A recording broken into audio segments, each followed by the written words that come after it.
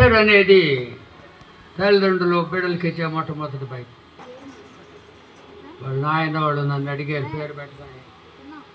వాడికి ఇచ్చిన బైబిల్ ప్రవచనం చూస్తారు అందరు బాగా. పేరు బాగుందన్నారా? ప్రార్థన చేసుకుందా, కళ్ళు మూసుకోండి అందరూ. ప్రేమగల మా తండ్రి, ప్రవచన కరువు స్తోత్రాలు. వాడు 17 సంవత్సరాలు తండ్రి. తల్లిదండ్రులు ఆ బిడ్డ ఎవరిని బిడ్డగా తీర్చిదిద్దుతున్నారు, మీకు స్తోత్రాలు. బైబిల్ గ్రంథములు ఎన్నో ప్రవచనాలు ఉన్నాయి తండ్రి, వారి గురించి, ఎవరి బిడ్డల గురించి. యేసేవల ఆ బిడ్డ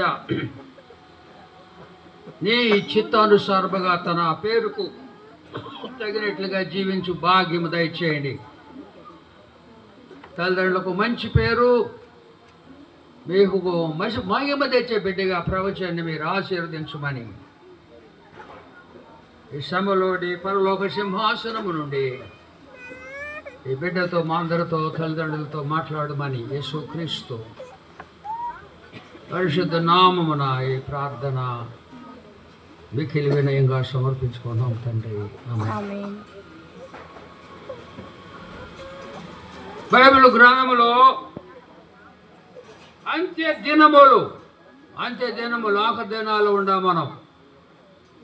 2000 సంవత్సరాల క్రిందట దేవుడు ఆయన నిత్యుడు, ఆయన ఆది అంతము లేనివాడు. 2000 సంవత్సరాలు క్రిందట చెప్పాడు ఈ మాటలు. ఆయనకి 2 రోజుల కింద లెక్క, 2 రోజుల కింద చెప్పాడు ఈ మాటలు. ఎందుకంటే కాలము మనకి, ఎందుకంటే మన ఆయుష్కాలం 70 లేకపోతే 80 అంతవరకు అయిపోద్ది. మనకు 2000 సంవత్సరాలు లాగా ఉంటుంది, కానీ దేవునికి 2 రోజులే. 2 రోజులకి చెప్పాడు ఆయన.